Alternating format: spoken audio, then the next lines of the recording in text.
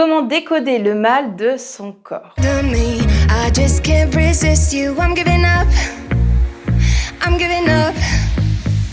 Bonjour à tous et bienvenue dans cette nouvelle vidéo. Je suis Rosine Plancheneau, énergéticienne et j'exerce en fait dans le département de la Mayenne ou à distance. Ce que nous avons appris depuis notre enfance, c'est que quand nous avons un problème physique, un malaise ou une maladie comme une fracture, une grippe, de l'acné ou alors de la sciatique, etc., la médecine traditionnelle va chercher dans notre corps ou dans notre environnement la cause du problème physique.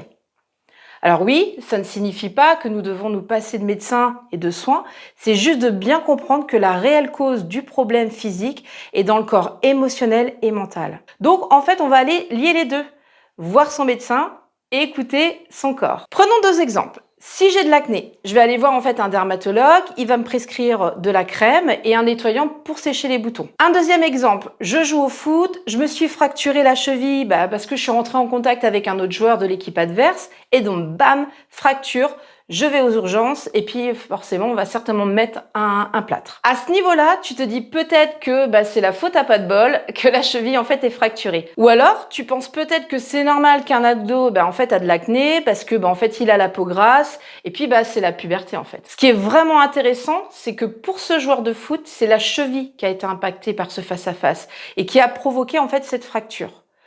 Ce joueur, il a eu cette fracture alors qu'un autre de ses coéquipiers, il aurait peut-être pas eu la même chose. Il n'aurait pas vécu la même situation. Il aurait pu avoir une blessure au poignet, au niveau de la tête, sur l'épaule, voire même n'avoir rien du tout, avoir aucune blessure. Pour l'ado qui a de l'acné, c'est la même chose en fait. Il y a des ados qui ont de l'acné et puis d'autres qui n'en ont pas. Et c'est là en fait que ça devient intéressant. Car notre corps, par ce malaise ou cette maladie, il a un message à nous communiquer. Pourquoi est-ce que moi j'ai de l'acné? Pourquoi est-ce que moi j'ai une fracture de la cheville? Alors que quelqu'un d'autre aurait pu avoir tout autre chose, voire même rien du tout. Eh bien c'est là qu'en tant qu'énergéticienne j'interviens. Parce qu'en fait je vais aller chercher par ce malaise ou cette maladie la cause profonde. Le fameux message que ton âme veut communiquer. En fait ça t'indique ce qui se passe sur ton plan émotionnel et ton plan mental. En fait, ce problème, il arrive pour nous faire comprendre, pour prendre conscience qu'il y a un besoin qui est bloqué par une croyance et de la peur également, qui est rattaché à ce besoin qui est bloqué. Le corps nous montre en fait qu'à un moment donné, nous avons atteint nos limites physiques, émotionnelles et mentales et on est arrivé en fait au bout du bout. Ce que je te propose en fait, c'est un décodage rapide qui a déjà été proposé par un formateur de Lise Bourbon qui va servir en fait à comprendre la cause profonde de ton malaise ou ta maladie. C'est quoi le message caché derrière ? Cet exercice, je l'ai proposé à plusieurs personnes et franchement, je peux te dire qu'il est hyper puissant. Alors, tu vas dans un premier temps te munir d'un papier et d'un crayon et tu vas commencer par noter sur cette feuille un petit inconfort physique. Tu vois, quelque chose de pas trop grave, on va dire. En fait, on va commencer petit par quelque chose qui te dérange moins pour l'instant, par exemple un bouton sur le visage, un rhume, une infection urinaire, un mal de gorge, un ongle incarné, des pellicules, etc., etc. Quel est l'inconfort physique que tu rencontres actuellement? Et puis note-le. Ensuite, tu vas te poser la question suivante. Avec ce malaise-là, physique-là, cet inconfort-là que tu vis actuellement, qu'est-ce que ça t'empêche d'être? Par exemple, ça t'empêche d'être à l'aise, d'être heureux, d'être rapide, d'être toi-même, d'être concentré, etc. Trouve-en plusieurs, au moins 3, minimum. Tu peux mettre cette vidéo en pause pour réfléchir tranquillement. Alors super, alors maintenant tu vas pouvoir encercler la réponse qui te parle le plus parmi cette petite liste. Ce que tu viens en fait d'encercler est vraiment intéressant car c'est le grand besoin de ton être. C'est très important pour toi et si tu t'empêches de l'être, c'est parce qu'une peur est attachée à ça. Maintenant, deuxième question. De quoi ai-je peur si je me permets d'être la réponse encerclée? J'ai peur d'être ridicule, de ne pas contrôler ma vie, du regard des gens, etc. Je te laisse noter. Vas-y, prends ton temps. Tu mets cette petite vidéo en pause. Donc maintenant, tu connais ton besoin d'être. Mais tu te l'empêches de l'être, car ta peur est attachée à ton besoin. Peur de ne pas contrôler, par exemple. Allez, maintenant, on passe au deuxième exercice.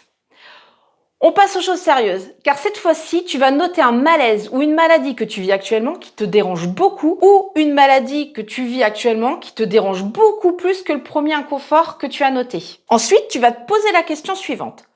Comment est-ce que je me sens avec ce malaise ou cette maladie? Je me sens triste, je me sens faible, je me sens déprimée, je me sens gênée. Je te laisse noter, vas-y. Mets en pause cette vidéo si tu as besoin de temps. Note ensuite ce que ta maladie ou ton malaise t'empêche d'être. Par exemple, avec une fracture de la cheville, ça m'empêche d'être joyeuse, d'être en appui, d'être à l'aise, d'être confiante parce que quand je pose mon pied, j'ai peur d'avoir mal. Donc, j'ai pas confiance. Je vous invite vraiment à prendre le temps d'en noter plusieurs. C'est vraiment important puisque ça va aller toucher le problème véritable. Aller à la source de ton problème, ce qui se cache en fait derrière tout ça, le message que t'envoie ton corps. Va plus loin que ça m'empêche d'être heureux ou en bonne santé. Cherche, vas-y, prends ton temps. Ok, super. Maintenant, tu vas pouvoir encercler la réponse qui te parle le plus parmi cette liste. Super. Alors, ce que tu viens d'encercler représente un autre besoin. Il se peut que tu as même trouvé la même réponse que le premier exercice, alors que ce n'est pas la même maladie ou le malaise. C'est d'ailleurs assez impressionnant de le constater. Ça veut tout simplement dire que si tu as eu le même besoin qui revient, ça représente un plus grand besoin de ton être. Sinon, si ce n'est pas la même chose, c'est un autre besoin. Voilà, tout simplement. Alors maintenant que tu as identifié le besoin qui se trouve derrière ton problème physique, pose-toi maintenant la question suivante. Si je me permets d'être, de quoi ai-je peur pour moi? De quoi ai-je peur d'être? Qu'est-ce que j'ai peur de devenir si je me permets d'être heureuse, d'être à l'aise, d'être confiant en fonction de ce que tu as encerclé? J'ai peur de lâcher prise, de ne plus avoir le contrôle, j'ai peur de faire confiance. Prends quelques minutes pour toi, pour bien noter, c'est vraiment important. Alors voilà, la maladie ou le malaise nous indique à prendre conscience que notre façon de penser n'est pas bénéfique pour soi, que cette façon de penser nous empêche de nous aimer, de nous accepter tels que nous sommes. Et plus nous sommes dans la résistance, tu vois, comme ça, le poing fermé, et plus cela affecte davantage notre corps par des maladies de plus en plus fortes. Alors il est vraiment temps de changer notre façon de penser. Cette résistance ou cette croyance non bénéfique. Alors la raison d'être de tous nos problèmes et nos malaises physiques, c'est toujours notre corps qui essaye de nous envoyer un message pour nous dire quand est-ce que tu vas te permettre d'être ce que tu veux être. Tu vois, c'est ça. Et aujourd'hui, c'est important que tu en prennes conscience, que tu acceptes et accueilles cette peur. C'est normal et c'est humain. Allez, maintenant, je te propose un petit exercice de respiration. Tu vas pouvoir fermer les yeux. On va le faire ensemble. Et tu vas venir prendre une grande respiration.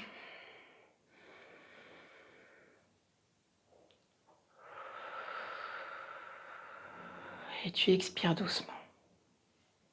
J'inspire.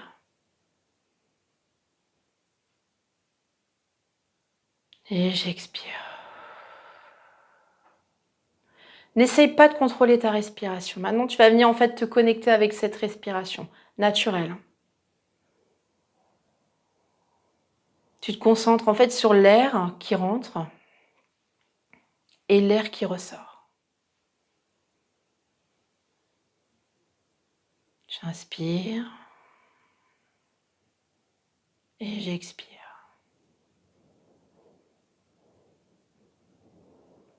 Peut-être que tu vois, par rapport à cet exercice, il y a quelque chose dans ton corps, une sensation, quelque chose d'inconfortable. Ça peut être la gorge serrée, au niveau de la poitrine. Accueille tout ça, accueille. Prends contact avec tout ça, sans jugement.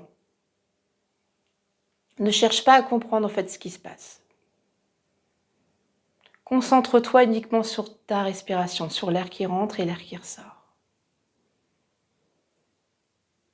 Super, on continue. Prends ce moment pour toi. Ce moment où tu vas écouter ton corps, tu vas te reconnecter avec ton corps. On oublie tout ça. J'inspire et j'expire. Si cet inconfort est toujours là, ce que je t'invite à faire, c'est de prendre une grande respiration. Une grande inspiration et tu vas venir mettre de l'air, de la lumière à l'endroit où tu sens cette gêne. Peut-être au niveau de la gorge, au niveau de la poitrine, au niveau de l'estomac. Tu inspires. Et comme ça, tu envoies, tu visualises comme si cet air venait à l'endroit, cet inconfort, comme si tu envoyais de la lumière.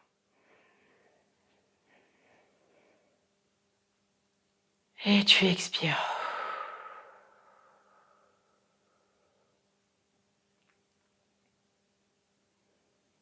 Prends ton temps.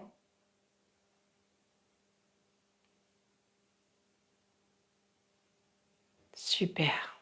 Bravo. Et voilà, cette vidéo se termine. Merci beaucoup d'avoir suivi cette vidéo. J'espère vraiment que cet exercice en fait vous aura aidé à prendre conscience de ce que en fait votre corps veut vous dire. N'hésitez pas à mettre un petit pouce, des commentaires, ça me fait toujours plaisir, c'est encourageant pour moi. Et puis du coup, je vous dis à la semaine prochaine pour une nouvelle vidéo. À très bientôt. Bye bye.